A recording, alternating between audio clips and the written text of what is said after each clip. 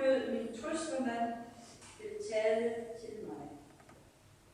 Herre, oplad nu således ved din hellige ånd, for Jesu Kristi skyld, mit hjerte, at jeg af dit ord kan lære at sørge over mine synder, at tro i liv og død på Jesus, og hver dag forbedre mig i et helligt liv og levende. Det lyder og bønner Gud i Jesus Kristus. Amen.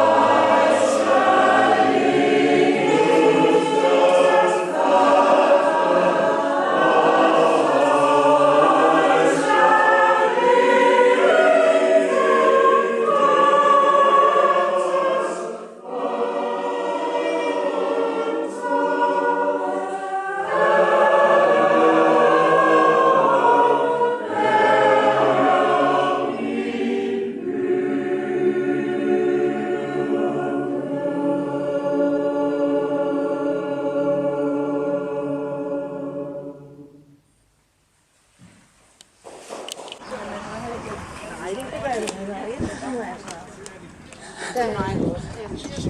Så det er lige... Ej, det er spændende. Ja.